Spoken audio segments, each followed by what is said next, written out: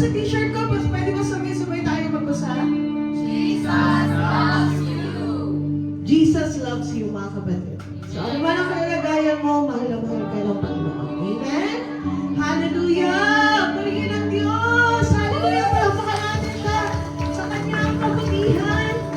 At sabi po sa Psalms 118:24-29, this is the day that the Lord has made. Let us rejoice and be glad in it. Give thanks to the Lord, for He is good, and His love endures forever. May forever sa Lord. Inaanyayahan ko po lahat na tumayo. At tayo po'y magsisimula na sa ating gawain. Ipagdiwang natin ang kabutihan ng Diyos, ang kanyang katapatan at ang kanyang karangalan. Hallelujah, katakilaan. Come on, church!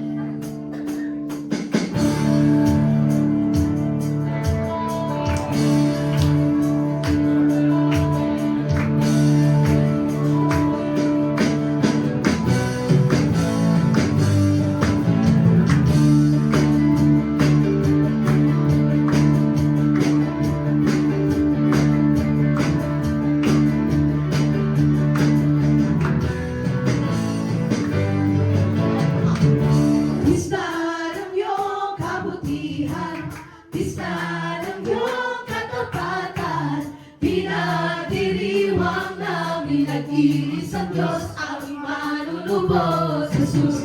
Pista ng iyong kabutihan, pista ng iyong katapatan, pinagdiriwang namin. Nag-iisang Diyos, aming manunubos, Jesus.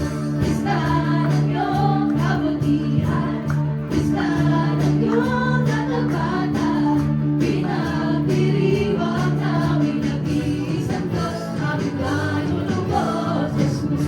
Pista ng iyong kabutihan, pista ng iyong katapatan, pinagdiriwang namin. Nag-iisang Diyos, aming manunubos, Jesus. Sa lahat ng panahon, kapag ipagmuli, ikaw ang Panginoon. Ang mga ani, sa'yo lang nagmumula. Lahat ng ipagpapala, sa'yo lang ibibigay. Aming pagkilala, pista ng iyong kabutihan, pista ng iyong katapatan, pinagdiriwang namin. Nag-iisang Diyos, aming manunubos, Jesus. Pista ng iyong kabutihan, pista ng iyong katapatan, pinagdiriwang namin. Nag-iisang Diyos, aming manunubos, Jesus. Dulot ko'y katuwiran, kagalakan, kalakasan, kasaganahan. Dulot ko'y katuwiran, kagalakan, kalakasan, kasaganahan. Dulot ko'y katuwiran, kagalakan, kalakasan, kasaganahan. Dulot ko'y katuwiran, kagalakan, kalakasan, kasaganahan. Dulot ko sa aking kaligtasan. Pista ng iyong kabutihan, pista ng iyong katapatan, pinagdiriwang namin. Nag-iisang Diyos, aming manunubos, Jesus. Pista ng iyong kabutihan, pista ng iyong katapatan, pinagdiriwang namin. Nag-iisang Diyos, aming manunubos, Jesus. Sa lahat ng panahon, dapat ipagmuli, ikaw ang Panginoon. Ang mga ani,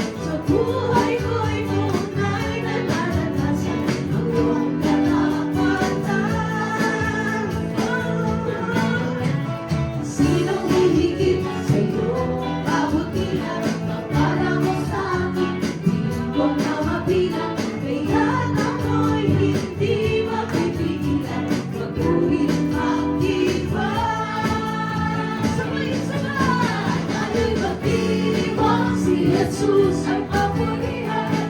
Magdiwang atin siya kawitan. Magdiwang itaas kanyang pangalan. Magdiwang buong pusong kalakasan. Atin siya malayan. Wala di kailanman.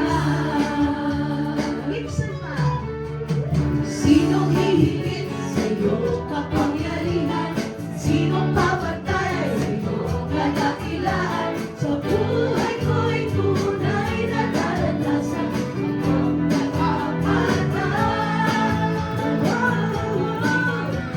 Sinong hihigit sa iyong kabutihan?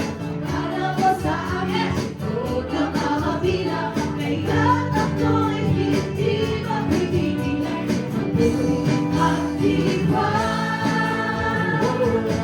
Lahat ay magdiwang, si Jesus ay papurihan. Magdiwang, atin siya kawitan.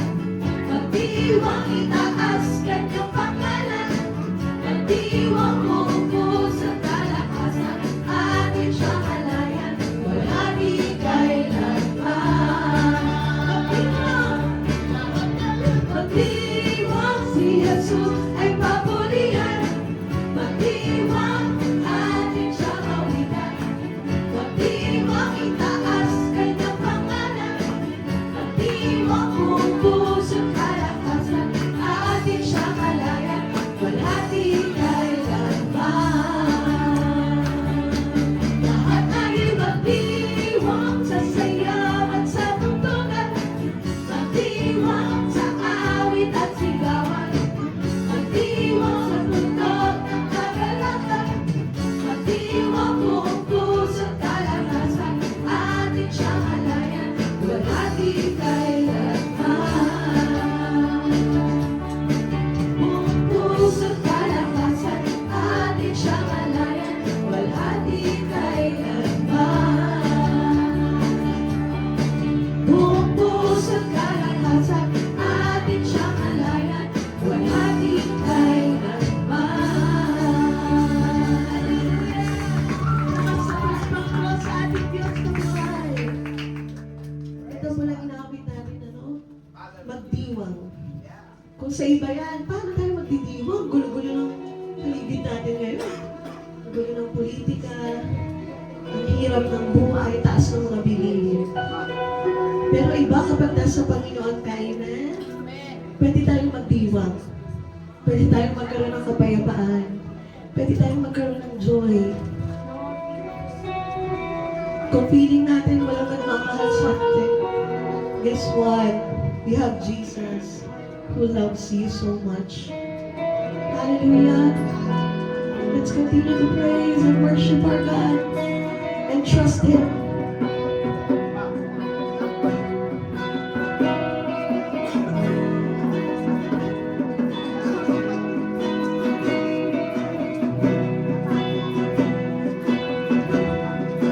Sa piling mo,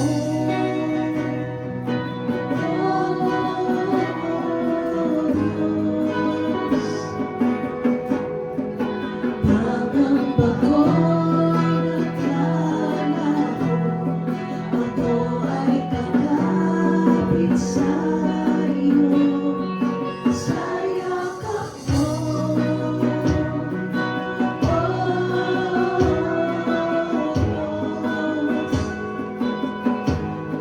Payapang puso ang nais ko, tanging nagmumula sa'yo. Natitiwala sa'yo, Panginoon. Ikaw ang sandigan sa habang panahon.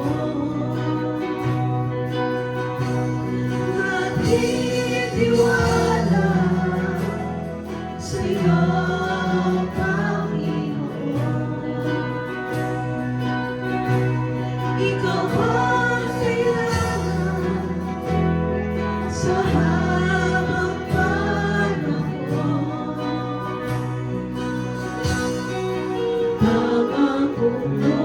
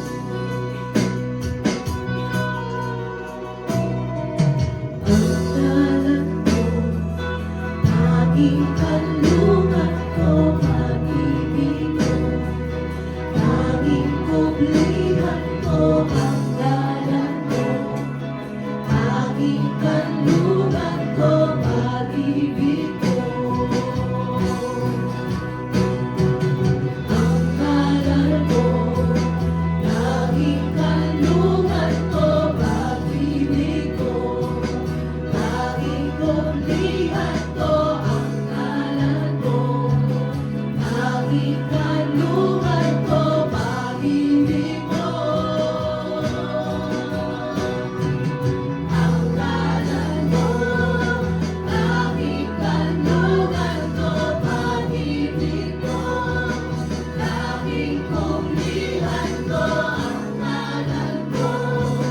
Tanging kanlungan ko, pag-ibig mo.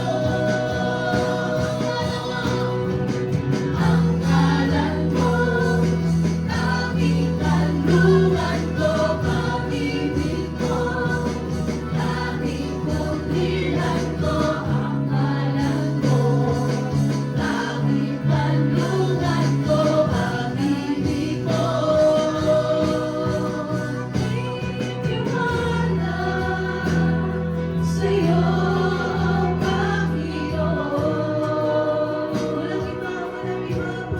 Ikaw ang sandigan sa habang panahon. One church, sabihin natin magtitiwala. Magtitiwala sa'yo, Panginoon. Ikaw ang kailangan sa habang panahon.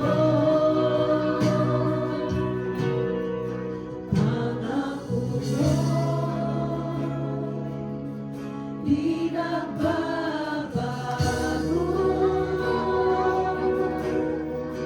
Ang puso ko'y nananalig sa'yo. Yes, Lord. Patuloy kaming mananalig sa iyo, Panginoon. Marahil hindi namin nauunawaan pa ang mga ganitong gawain. Pero Panginoon, naniniwala kami na ang banal na Espiritu ay nasa aking kalagitnaan ngayon at kumikilos sa mga puso namin, O Diyos. Hallelujah.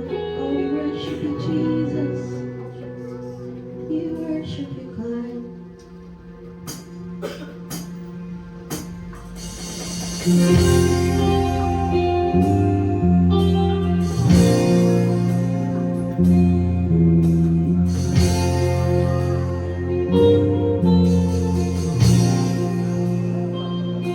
May pagbabago, may bagong layunin, ibang lalasin ang tatahagin. Hindi babalik at tanging naisip ay ang sundan ka. Jesus, manguna ka. Kaya ngayon, puso'y babangon at mananalig ako sa sinabi mo. Jesus, hawak mo aking buhay. Tinatawag mo ako. Nakatahakit ang higit sa kaya ko. Buong puso akong magtitiwala. Ako'y susunod sa'yo.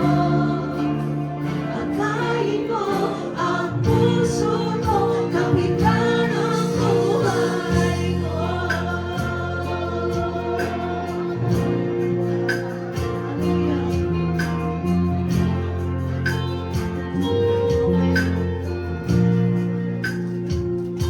May bagong hangin, bagong dalangin sa salita mo. Ako'y susunod. Ikaw ang piling sa gitna ng hilang. Ang kapayapaan ng aking buhay. Kaya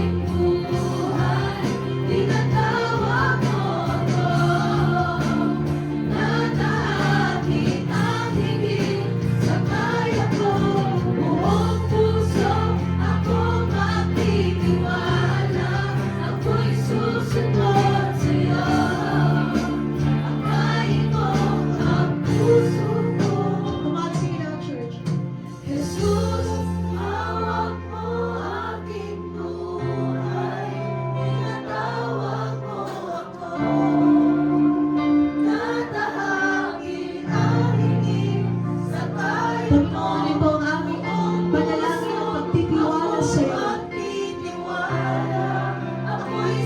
Patuloy mo kami kumupin. Patuloy mo kami samahan, Panginoon. Come on, sing it out, church. Ito ang sigaw ng aming mga puso, Panginoon.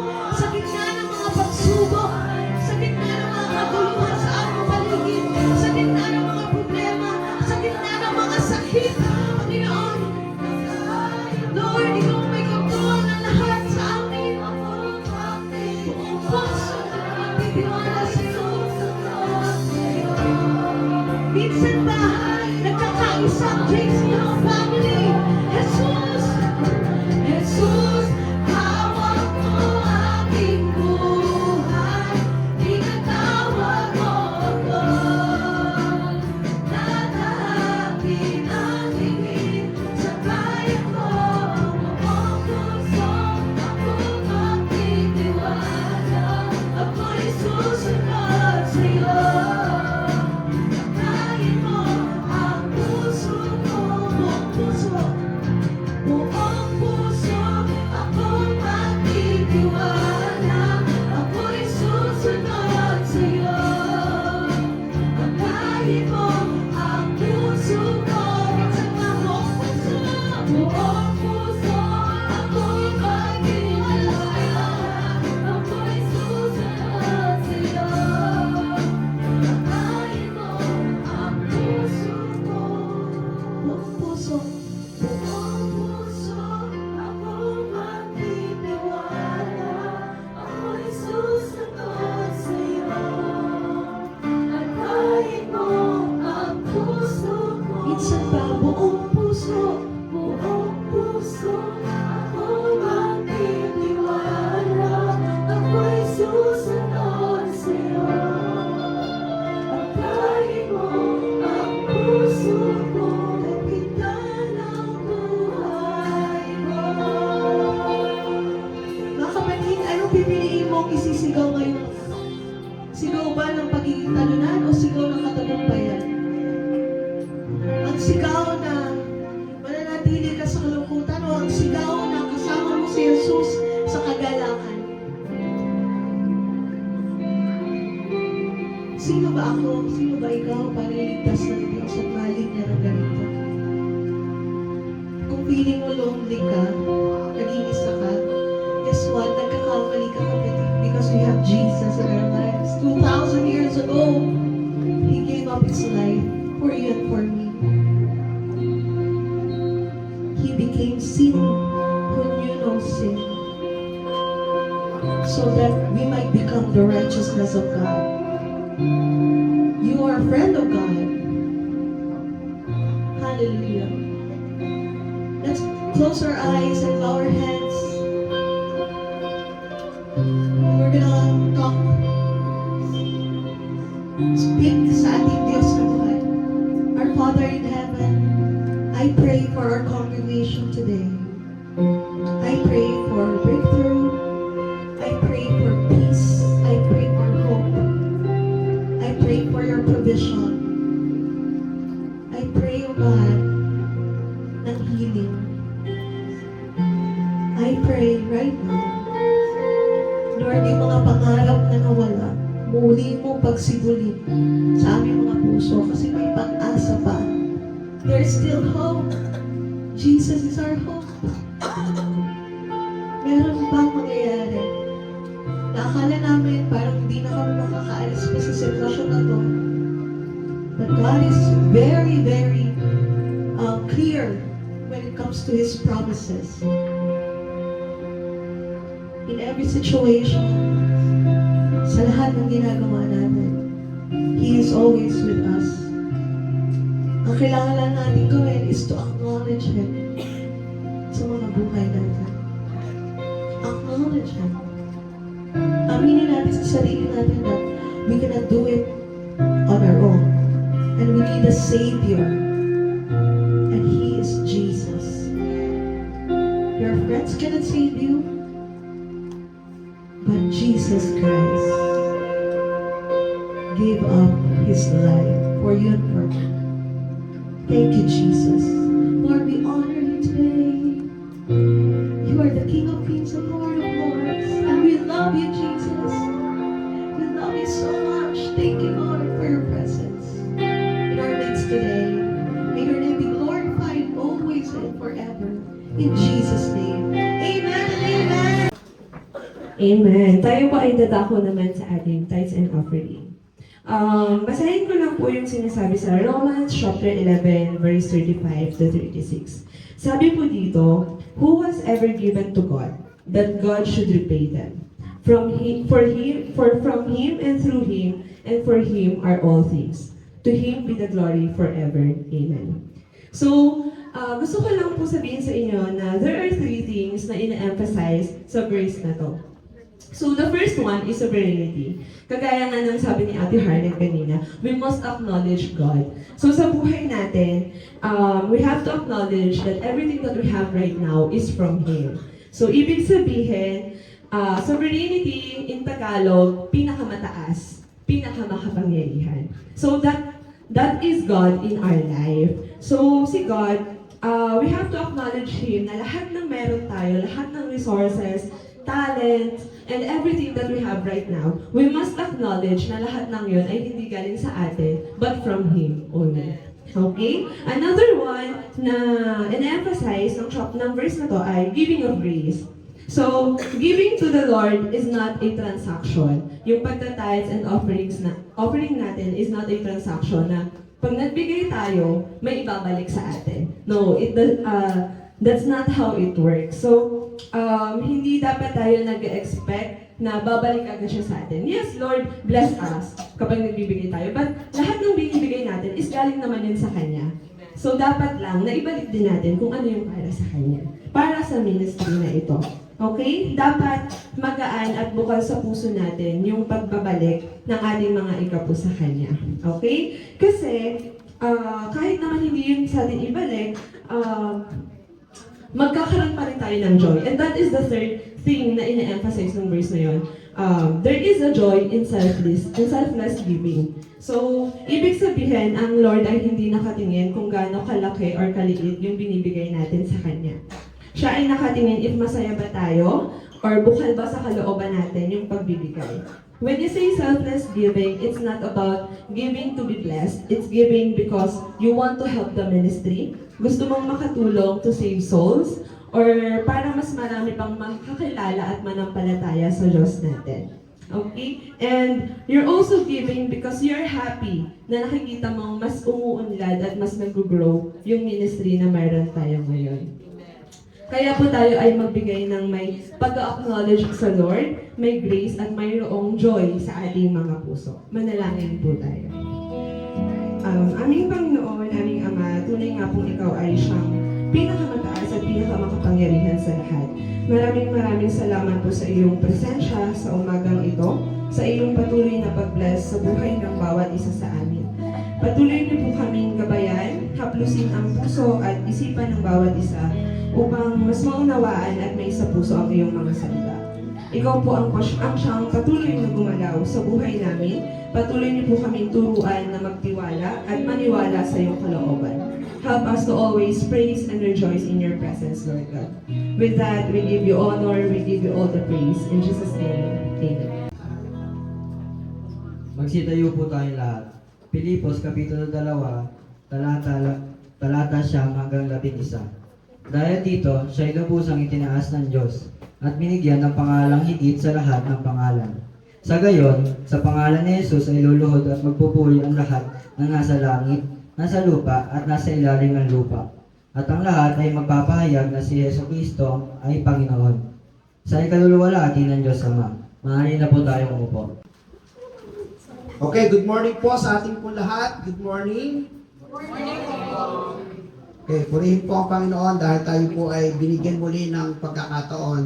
Alam po ninyo, mula po nung may mga kakaibang nagaganap po dito sa ating pong bansa. Tuwing umaga ako pinananalangin na sana, Lord, paggising ko po ay ang bansa ko ay payapa pa rin. No? Wala pong anumang kakaibang magaganap na magpapahirap po at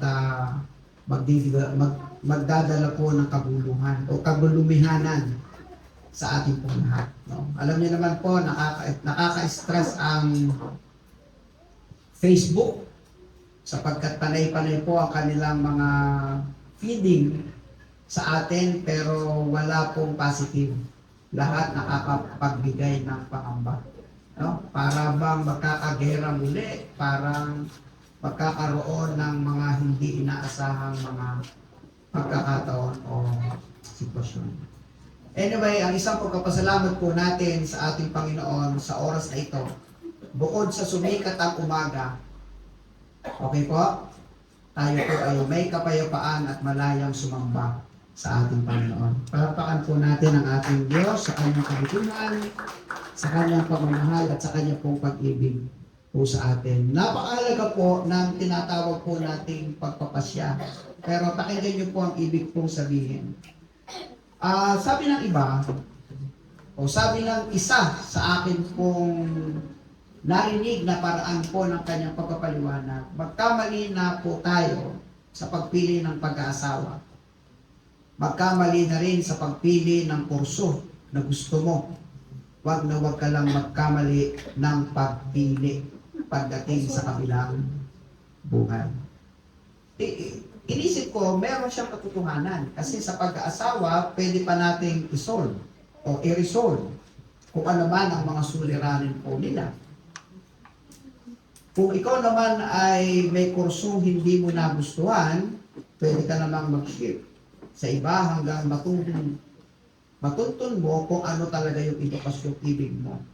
Pero pagdating po sa kabilang buhay, na nag-iisa lang, ang buhay na meron tayo, isang pagkakamali, wala na po itong balikan.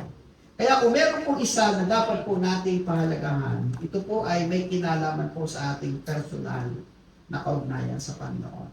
Napakahalaga po nito sapagkat ito po ay siya pong magdadala sa atin sa kapayapaan at kasiguruhan ng ating pong pagkakilala at kasiguruhan na kung sakaling tayo po ay kailanganin na ng Panginoon, ay alam nating maganda ang ating pong patutunguhan. Kaya, kung tayo po ay may mga magulang na nagpapahalaga sa ating mga anak, kung tayo po ay may mga guro na nagpapahalaga sa ating mga estudyante, pagdating po sa Diyos, meron din po siyang pagpapahalaga, hindi lamang dito sa lupa, kundi sa kabilang buhay. Kaya, kung may mga magulang tayong nagpapayo at ginagabayan, anak, ito ang iyong gagawin sa iyong paglaki, at meron tayong mga guro na nagpapayo, mga estudyante, ito ang inyong gagawin hanggang sa kayo makapagtapos, meron din po tayong sinusundan. Meron din po tayong gumagabay pagdating po sa spiritual. Kaya po sa umaga po ito, ang paksa po natin ngayon ay payak na sinusundan at patutunguhan. Ibig po sabihin, wala pong sablay, walang mali, wala pong dahilan para tayo po ay magkaroon ng pangamba, sapagkat payak, tiyak, nakakasiguro ka na ang iyong sinusundan at ang iyong patutunguhan ay para sa ikabubuti po natin. So meron lamang po tayong mga ilang paglilinaw ng kahalagahan ng totoong pakikipag-ugnayan natin kay Kristo. Kasi hindi po ito pwedeng isa-isang tabi dahil dito po lahat magsisimula ang kwento ng buhay mo pagdating po sa langit. Kung ang kwento at buhay natin dito sa lupa ay nagsimula ng ipanganak tayo ng ating mga magulang, ng ating nanay, at dinala natin yung apelyido na meron sila, depende sa kung ano ang kinamulatan nating buhay. Bahay, kapaligiran, saan tayo nakatira, pero dun po magsisimula ang kwento mo pag ikaw po ay bumalik. Kung ikaw naman po estudyante, babalikan mo pilit kung saan ka nagmula nang una kang matutong magsulat at bumasa. At dun din magsisimula ang iyong kwento pagdating sa iyo pong journey, sa iyo pong pagtatapos. Sa spiritual po, ito po ang inyong journey. magsisimula ang lahat nang magsimula po kayong makipag-ugnayan kay Kristo. Kaya sa Juan Kapitulo 1, talatang 12, sabay-sabay po nating basahin. Subalit ang lahat ng tumanggap at sumampalataya sa Kanya ay binigyan niya ng karapatang maging anak ng Diyos. Katanungan, kailan ka tumanggap? Katanungan, kailan ka sumampalataya sa Kanya? At katanungan, kailan mo talagang niyakap ang iyong karapatang maging anak ng Diyos. So paulit-ulit ko pong binabagit sa inyo, lahat tayo ay anak sa kaugnayan, sa pagkalikha, pero hindi lahat ay anak sa kaugnayan. Lahat tayo ay mayroong kilalang iisang Pangulo ng Pilipinas, pero lahat tayo malamang-lamang hindi niya tayo kilala. Tama? Kasi wala po tayong personal na kaugnayan po sa Kanya.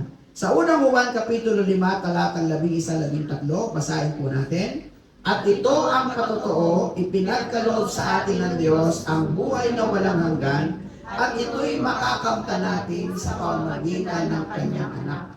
Kung ang anak ng Diyos ay nasa isang tao, mayroon siyang buhay na walang hanggan. Ngunit kung wala sa Kanya ang anak ng Diyos, ay wala siyang buhay na walang hanggan. Isinusulat ko ito sa inyo upang malaman nyo na kayong sumampalataya sa anak ng Diyos ay may buhay. Sino ang may buhay na walang hanggan? Yung may anak ng Diyos. Sino yung may anak ng Diyos? Yun yung tumanggap at sumampalataya. Ang anak ng Diyos ay sumasa atin sa pamagitan ng banal na Espiritu. Kailan po ito nangyari? Nung magsimula kang magpasyang tanggapin, kilalanin si Jesus bilang iyong Panginoon at tagapagligtas. Juan Kapitulo 5, talatang 24, basahin po natin. Pakatandaan ninyo, ang nakikinig at sumasampalataya sa nagsugo sa akin ay may buhay na walang hanggan. Hindi na siya hahatulan, kundi nakatawid na siya sa buhay mula sa kamatayan. Paglilinaw muli, nung wala pa tayong kaugnayan sa ating Panginoong Jesucristo, makasalanan po tayo. Nang magsimula tayong makipag-ugnayan sa Panginoong Jesucristo, tayo po ay pinawalang sala, inalis po tayo sa pagkapahamak, inalis tayo sa estado ng pagiging makasalanan, tayo po ay pinapaging banal at pinawalang sala po ng ating Panginoon, kinuha mula sa kadiliman, dinala tayo patungo sa kaliwanagan. Sa Roma Kapitulo 8, talatang 37-39, basa po, hindi, sa lahat ng mga ito, tayo'y lalong higit pang magtatagumpay sa pamamagitan niya na nagmamahal sa atin. Sapagkat natitiyak kong walang makapaghihiwalay sa atin sa kanyang pag-ibig, kahit ang kamatayan o ang buhay, ang mga anghel o ang mga pamunuan, ang mga kapangyarihan, ang kasalukuyan, ang hinaharap, ang kataasan o ang kalaliman o alinmang nilalang ay hindi makapaghiwalay sa atin sa pag-ibig ng Diyos na ipinagkaloob sa atin sa pamagitan ni Kristo Jesus na ating Panginoon. Papuri sa kaitaasan. Papuri sa kaitaasan. Hindi na niya pinagtitibay ang ating pagiging anak na minamahal. Pinangakuan pa niya tayo na kahit sino man ay walang makapaghihiwalay. Sa sino man sa Kanya ay sumasampalataya at umiibig sa ating Panginoon. Kaya naman, dapat mong ipakita, ako nga po ay totoong anak na minamahal ng Diyos. Unang Juan, Kapitulo 3, talatang 9, ang mga anak ng Diyos ay hindi nagpapatuloy sa pagkakasala, sapagkat nananatili sa kanila ang binhi mula sa Diyos. At dahil ang Diyos ang Ama nila, hindi sila maaaring magpatuloy sa pagkakasala. Kaya wala pong hindi na pagbabago. Kaya walang hindi na pagbabago. Sa katulad po nating mga anak na minamahal ng Diyos. Ngayon, kayo po ay mga anak na minamahal ng Diyos. Mula nung kilalanin nyo at tanggapin si Jesucristo bilang inyong sariling Panginoon, ito po ang mensahe. Meron pong 3 mahalagang katanungan. Ang unang tanong, sagutin po ninyong galing sa puso ha. Unang tanong, si Kristo ba ay sapat? Amen po ba? Amen. Si Kristo ba ay sapat? Maghahanap ka pa ba ng iba? Meron pa bang iba maliban kay Kristo o si Kristo ay sapat na? Sapat na ba siya na kasiglahan at kagalakan? Sapat na ba siya nang dahil sa Kanya nagkaroon tayo ng pakikipag-ugnayan sa banal na Espiritu? Sapat na ba siya sa Kanyang mga pagtuturo sa atin sa pag-ibig at sa kapakumbabaan? Basahin nga natin. Pilipos Kapitulo 2, 1-5. Kaya nga, yamang mayroong kasiglahan ang buhay kay Kristo, mayroong kaaliwan ng pag-ibig, mayroong pakikiisa ng Espiritu Santo, at mayroong kagandahang loob at malasakit para sa isa't isa. Yan po ang meron sa Panginoong Jesucristo. Sapat siya sa kanyang kasiglahan, sapat siya sa kanyang kaaliwan, sapat siya sa kanyang pag-ibig, sapat siya sa kanyang pakikiisa sa Espiritu Santo na pinagkaloob sa atin, sapat siya sa kanyang kagandahang loob, sapat siya sa kanyang malasakit para sa isa't isa. At dahil siya po ay sapat, tuloy po ang pagbasa, lubusin ninyo ang aking kagalakan, magkaroon kayo ng iisang kaisipan, mabuklod kayo ng iisang pag-ibig, at magkaisa kayo sa puso at diwa. Bakit po ganon? Kasi iisa naman ang Jesucristong tinanggap natin. Di ba? Kaya tama lang. Dahil iisa naman ang Panginoon Jesucristong tinanggap natin, tama lang na tayo po ay nagkakaisa. Tama lang na tayo ay may iisang pag-ibig. Tama lang po na tayo ay merong isang puso at diwa. Tuloy po natin.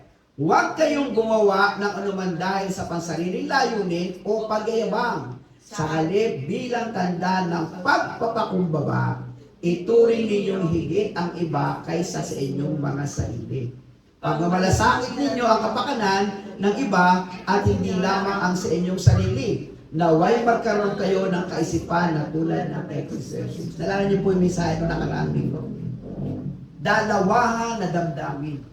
Kung ako lang ang tatanungin, sa hirap ng buhay meron ngayon, na hindi mo alam kung anong mangyayari kinabukasan. Anyway, ako naman ay anak na minamahal na ng Diyos. Okay na ako, sapat na ako, pwede na akong kunin ni Lord.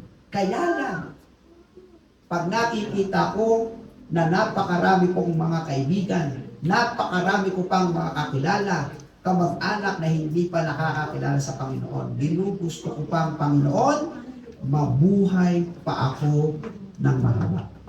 Tama po ba? Yun po yung sinasabi niya dito. Hindi porke ikaw ay anak ng Diyos, hindi porke ikaw ay nakakalamang sa kanila pagdating sa spiritual, ay sasarilinin mo na. Dapat hindi ka maging mayabang. Dapat hindi ka maging mapagmataas. Dapat hindi mo makita ang iyong sarili nakakahigit kaysa iba.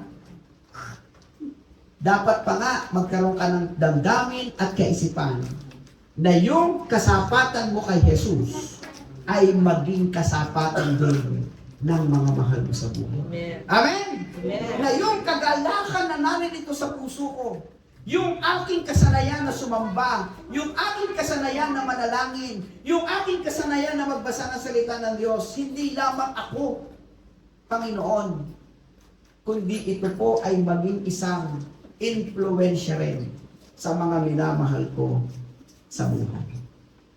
Pangalawang katanungan, kung si Kristo ay isang kasapatan, si Kristo ba ay isa ring halimbawang dapat sundan at tularan? Amen. Meron bang maipipintas tayo kay Jesucristo? Wala. Meron po ba siyang ginawa sa buhay natin na maaari at dahilan para hindi natin siya sundan?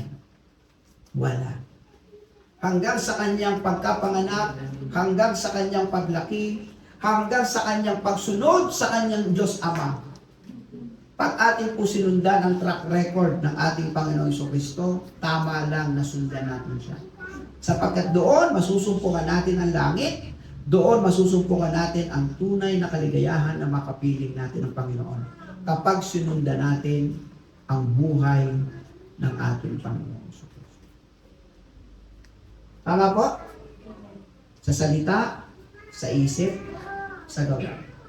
Wala tayong may pipintas sa ating Panginoon Jesucristo. Yung kanyang pagiging Diyos na kanyang isinakripisyo, yung kanyang pamumuhay bilang isang alipin, maabot ka lang, at yung pag-abot niya sa tao para sa ikaliligtas po natin.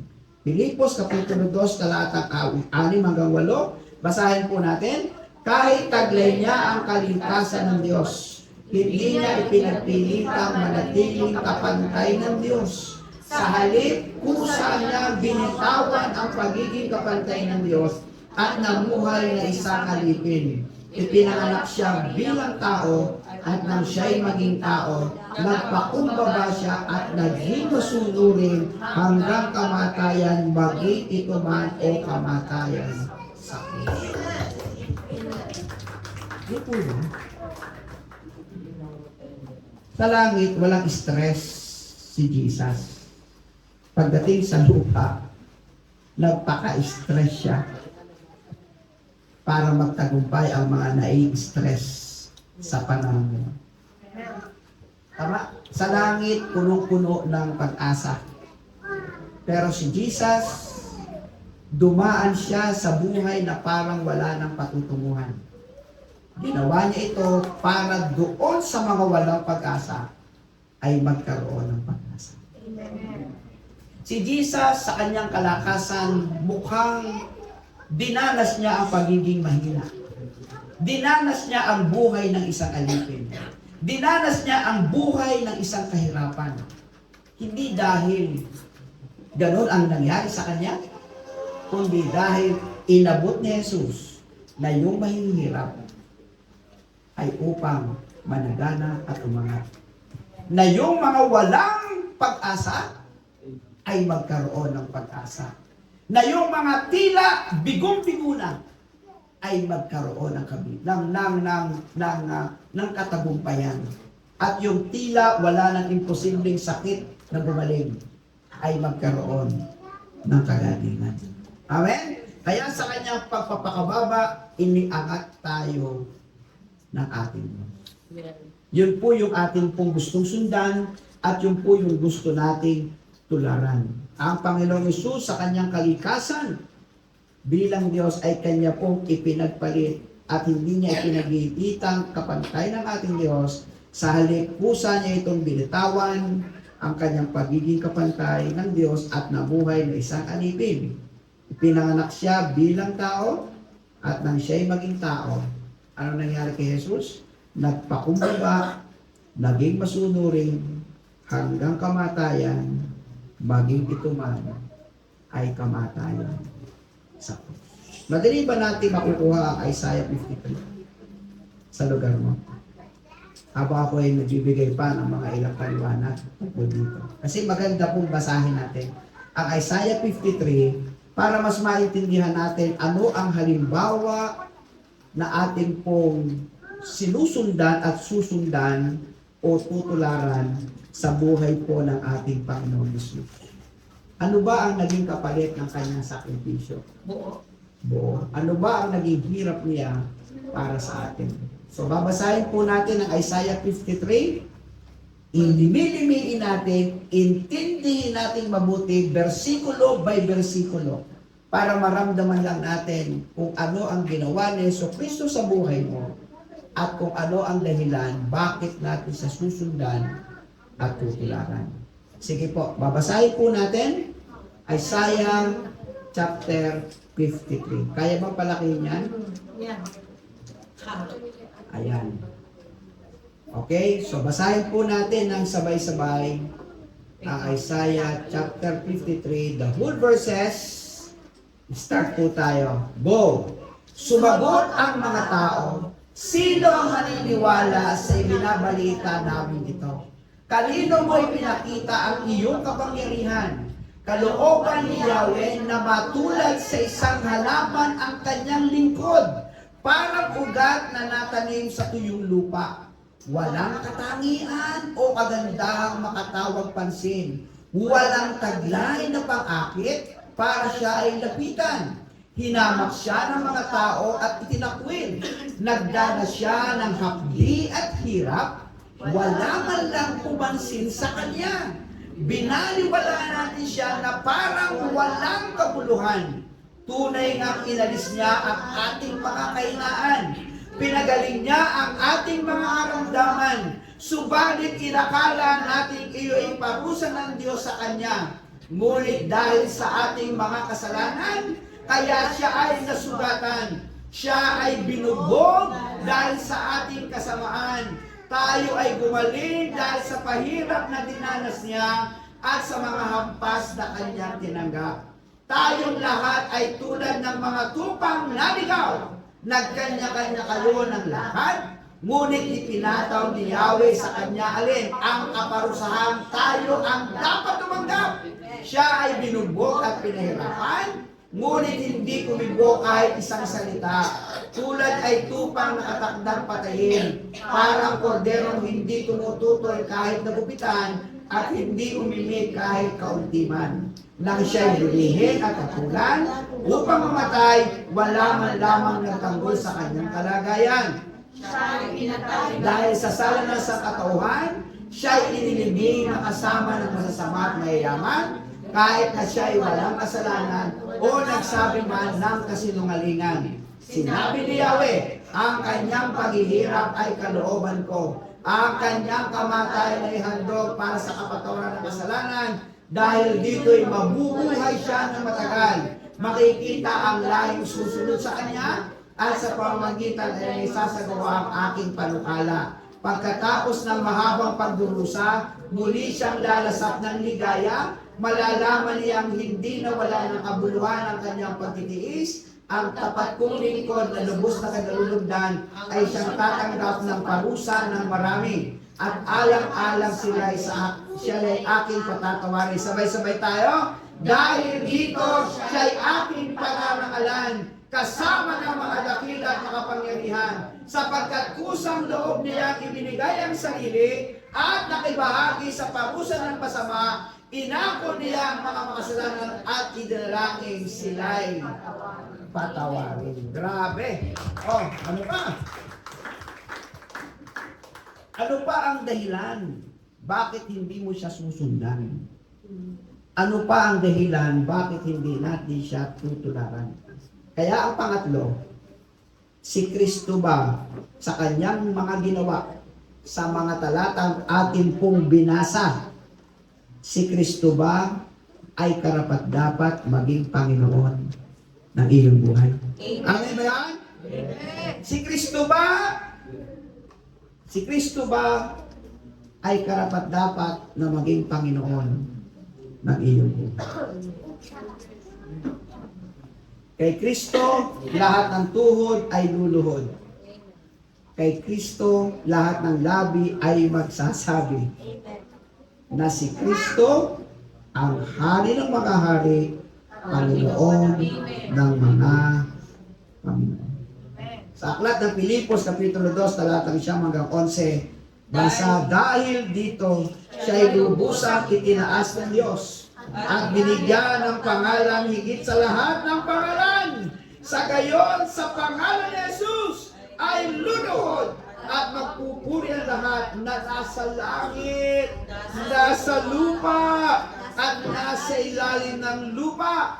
At ang lahat ay magpapahayag sabay-sabay na si Jesu Kristo ay Panginoon sa ikaluluwalhati ng Diyos.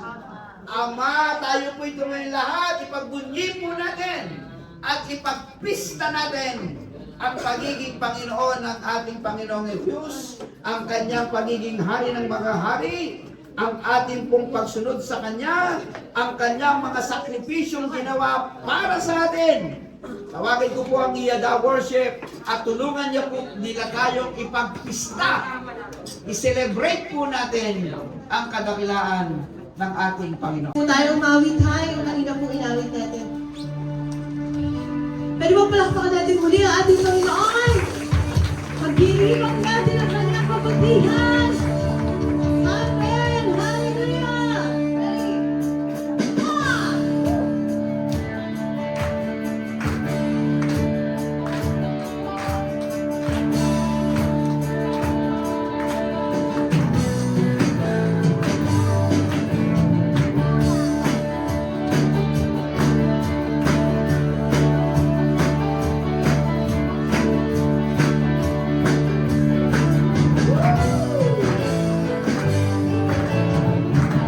Pista ng iyong kabutihan, pista ng iyong katapatan, pinagdiriwang namin nag-iisang Diyos, aming manunubos, Jesus. Pista ng iyong kabutihan, pista ng iyong katapatan, pinagdiriwang namin nag-iisang Diyos, aming manunubos, Jesus. Pista ng iyong kabutihan, pista ng iyong katapatan, pinagdiriwang namin nag-iisang Diyos, aming manunubos, Jesus. Pista ng iyong kabutihan, pista ng iyong katapatan, pinagdiriwang namin nag-iisang Diyos, aming manunubos, Jesus. Sa lahat ng panahon, dapat ipagbundo, ikaw lang Panginoon ng mga ari. Sa'yo lang nagmumula, lahat namin magpapala, sa'yo lang ibibigay aming pagkilala. Pista ng iyong kabutihan, pista ng iyong katapatan, pinagdiriwang namin nag-iisang Diyos, aming manunubos, Jesus. Pista ng iyong kabutihan, pista ng iyong katapatan, pinagdiriwang namin nag-iisang Diyos, aming manunubos, Jesus. Dulot mo'y katuwiran, kagalakan, kalakasan, kasagana. Dulot mo'y katuwiran, kagalakan, kalakasan, kasagana. Dulot mo'y katuwiran, kagalakan, kalakasan, kasagana. Dulot mo'y katuwiran, kasagana. Dulot mo sa akin kaligtasan, sabay-sabay. Pista ng iyong kabutihan, pista ng iyong katapatan, pinagdiriwang namin nag-iisang Diyos, aming manunubos, Jesus. Pista ng iyong kabutihan, pista ng iyong katapatan, pinagdiriwang namin nag-iisang Diyos, aming manunubos, Jesus. Sa lahat ng panahon, dapat ipagbundo, ikaw lang Panginoon ang mga ari. Sa'yo lang nagmumula, lahat ng ipagpapala, sa'yo lang ibibigay aming pagkilala. Pista ng iyong kabutihan, pista ng iyong katapatan, pinagdiriwang namin sama-sama purihin, nag-iisang Diyos, aming manunubos, Jesus.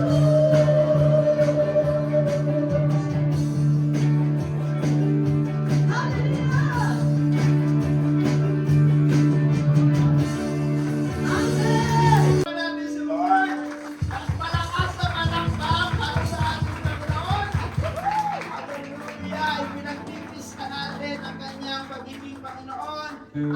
kanyang pagiging manunubos, ang kanyang pagpapala, ang kanyang patuloy na pagbibigay sa atin ng kaniyang biyaya.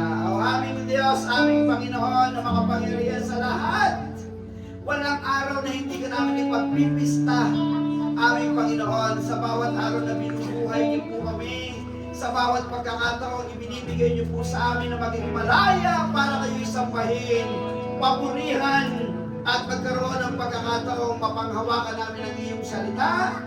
Walang araw na hindi kami magpipista, magdiriwang, magpapahayag ng iyong kabutihan na siyang nagbibigay kalakasan sa amin. Sa bansang amin pong tinitirahan, pinahintulutan magkasama-sama kami. Kami po'y naniniglohon mula sa aming Pangulo, mula po Panginoon sa lahat ng kanyang mga nasasakupan. Kami po'y namamanhik. Magkaroon po Panginoon kami ng kapayapaan kayusan mula po sa taas pababa. Kayo na po ang magkontrol ng anumang hindi pagkakaunawaan o anumang kabuluhan nangyayari sa bansa ngayon. Hindi namin alam kung pag-isip namin ano na po ba ang mangyayari.